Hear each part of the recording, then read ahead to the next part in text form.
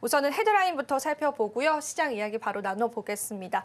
저희가 오늘 또 첫 번째로 나눌 헤드라인은요. 이 공매도에 관한 헤드라인일 텐데요. 이 공매도 관련해서도 저희가 이야기해보도록 하겠습니다. 일단 공매도 재개에 관해서 대표님께서 오늘은 이야기를 해주실 거잖아요. 네. 이게 어떤 내용인지 조금 자세히 들어볼 수 있을까요? 네, 일단 3월 31일 이제 한 달 정도 남았습니다. 한 달 조금 넘게 남았는데요. 다음 달 이제 말에 공매도가 이제 재개됩니다. 23년 11월 한 1년 조금 넘게 이제 공매도가 어찌 보면 좀 쉬었다라고도 할 수 있겠고 그때 당시에 이제 폐지가 되면서 한국 시장이 어느 정도 호조를 보였다 이렇게 좀 해석하는 의견들도 있는데 그때 이후로 외국인 투자자들도 많이 나가기는 했어요. 그리고 최근에 이제 또 외국인 투자자들이 한 6개월 내지 8개월 정도 한국 시장에서 많이 떠나갔기 때문에 공매도가 재개되면서 외국인들이 또 다시 돌아오는 것이 아니냐 이런 해석들도 좀 나오고 있습니다. 근데 사실 이제 공매도라는 거는 개인 투자자들 입장에서 그동안 기울어진 운동장으로 평가받고 있었던 제도였기 때문에 이게 좀 반길 만한 이슈는 아니라고 생각이 들어요. 그나마 이제 좀 제도 개선이 이루어지면서 공평하게끔 키 맞추기를 하려고 하는 모습은 나와줬고 제도적 개선을 좀 이루어진 채로 공매도가 재개되기는 합니다. 그럼에도 불구하고 공매도가 재개됐을 때 그동안 이제 주가가 많이 올라간 종목들 같은 경우에 좀 타격을 받을 수 있어서 이 부분 역시도 좀 주의하는 게 중요하겠다 말씀드립니다. 그러면은 공매도가 재개되면서 우리가 중요한 거는 이제 외국인 투자자들이 어떤 움직임을 보일지입니다. 증시에 긍정적일까 아니면 부정적인가? 대부분 이제 부정적일 것이라고 생각을 많이 하시는 것 같은데요. 외국인 투자자들은 어떤 스탠스를 보일 가능성이 클까요, 대표님? 저는 이제 외국인들이 좀 돌아온다는 의견도 꽤 있더라고요. 네. 아무래도 이제 공매도를 좀 반기는 우리 입장에서는 그렇게 좋지는 않은데 이거를 저는 꼭 그렇게 안 좋게만은 보지 않아요. 제가 항상 이 창조적 파괴라는 단어를 많이 말씀을 드렸는데 어느 정도 거품이 낀 업종이나 종목들이 그리고 증시가 형성이 되면 그걸 한 차례 정도는 무너뜨리면서 신용도 좀 덜어내고 건강한 이제 증시로 탈바꿈이 되거든요. 그 이후에 이제 또 대세 상승을 다시 또 노리는 거기 때문에 한 차례 이런 조정이 건강하게 이루어지는 것은 나쁘게 보지는 않습니다. 다만 그동안 형평성에 맞지 않았다라는 게 저는 중요하다고 보고 있고요. 외국인 움직임을 우리가 좀 예측을 해보자면 롱숏 펀드 관련해 가지고도 얘기가 많이 나오고 있습니다. 그래서 그동안 많이 올라갔던 기술적인 급등을 보여줬던 종목들 있죠.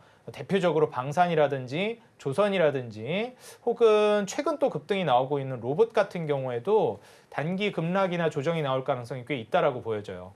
그리고 오히려 이제 좀 저PER, 저PBR 우리가 흔히 이제 한국 내에서도 저평가되어 있는 종목들을 살리겠다. 밸류 프로그램 일환으로서 부각됐던 섹터나 종목들 있죠.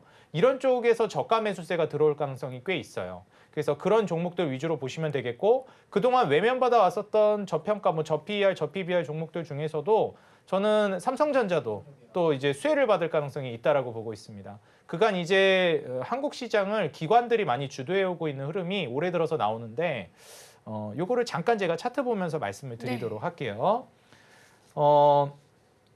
투자자별 이제 매매 종합을 들어가시게 되면 여기에서 이제 누적 순매수를 확인하실 수가 있습니다. 여기에서 이제 하나씩 제가 보여드리도록 할 건데요. 원래 이제 한국 시장 같은 경우에는 보통 외국인이 주도해 왔다 이렇게 많이 평가를 하고 있는 시장이었습니다. 근데 이제 지난 1년간 흐름을 지켜본다라고 했을 때 코스피 증시는 외인들이 이탈하면서 같이 이제 좀 무너지는 모습을 보여줬어요. 그래서 역시 외인들이 이제 같이 이때부터 올라가니까 같이 상승을 하고 외인들 이 노란색 선이 외국인입니다. 외국인이 이제 무너지니까 이 검은색 선이 지수거든요. 코스피 지수도 같이 무너지네. 흐름을 같이 하다가 25년 1월, 2월 올해 들어서면서부터는 서로 역방향으로 움직이기 시작했어요. 지수는 올해 들어서면서 1월부터 굉장히 강력하게 올라가기 시작했는데 특히 2월 달에는 정말 무섭게 올랐습니다. 연휴 끝나고. 맞아요. 예, 근데 외국인은 보시는 바와 같이 오히려 계속 매도가 더 심해지고 있어요. 그럼 도대체 누가 들어 올렸느냐? 기관이 들어 올렸습니다. 지금 다시 제가 이게 차트를 올려드린 게 요게 이제 기관이거든요. 파란색 선이. 그래서 외국인이 나가는 와중에도 기관이 뒷받침되면서 증시를 밀어 올렸구나 확인하실 수 있는데 이 투자자별 일별 매매를 보셨을 때 금액 기준으로 전체로 따졌을 때 기관이 가장 많이 사들인 종목이 삼성전자입니다. 그 다음에 뭐 레인보우 로보틱스라든지 두산에너빌리티, 그리고 뭐 현대중공업도 있고 SK하이닉스, 그다음에 뭐 금융지주사 이런 종목들도 있어요. 그래서 저는 대표적으로 이런 삼성전자나 SK하이닉스 같은 경우에도 지금 그렇게 고평가되어 있다라고 보고 있지는 않거든요. 그래서 그동안 많이 좀 이제 외면받아 왔었던 삼성전자, 뭐 SK하이닉스 이런 종목들은 지금 바닥 대비해서 주가를 밀어올릴 가능성이 꽤나 있다라고 보여집니다. 그래서 우리 투자자 여러분들도 한번 이 점을 참고해 보시고 그동안 뭐 삼성전자라든지 반도체 좀 속된 말로 물려 있었다 하시는 분들은 이제 좀 희망을 좀 보셔도 되지 않을까 이렇게 말씀을 드리겠습니다. 연기금 이야기를 해주셨는데 안 그래도 오늘 연기금이 33일째 사자 패턴을 보여주고 있다라고 해서 이게 14년 만에 최장 기록이다라고 합니다.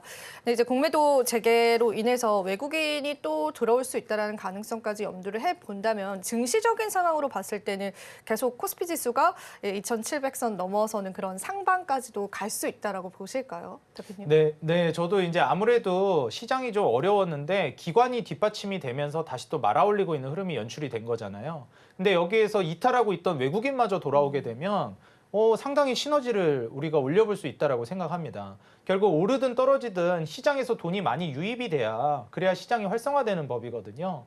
그래서 지금 현재 상황에서 공매도가 재개되면서 많이 좀 부정적인 얘기도 있지만 만약에 외국인만 좀 돌아와 준다라고 하면 시장 자체가 활기를 띨 가능성은 있다고 봅니다.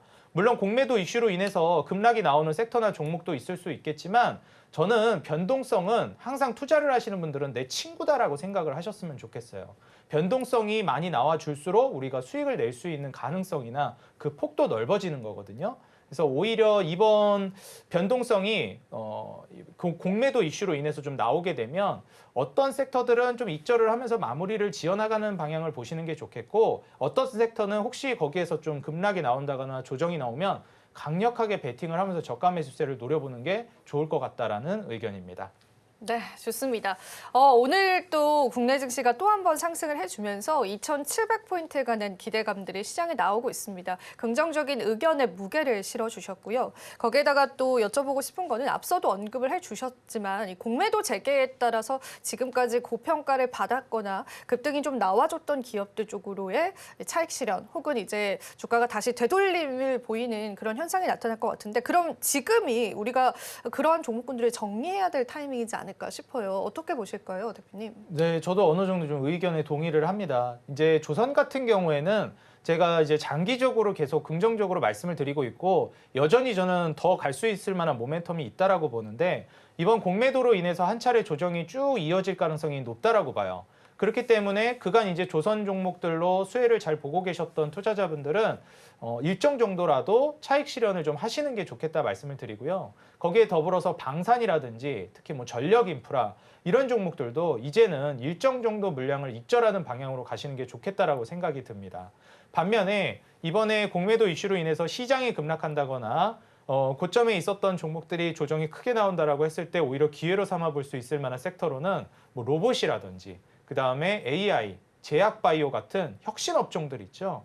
이런 업종들은 이 기준금리 인하 기조가 장기적으로는 계속 이어진다라고 보기 때문에 이번 급락 패턴을 이용해 보시는 게 좋을 것 같아요. 그래서 계속 이런 급등하고 있었던 뭐 로봇주 잡기 부담되셨던 분들은 소액으로 저는 일단 접근을 하시고 급락이 나온다라고 하면 그때부터 본격적인 베팅으로 담아 나가신다면 장기적으로 성장을 온전히 누리실 수 있겠다 조언 드립니다.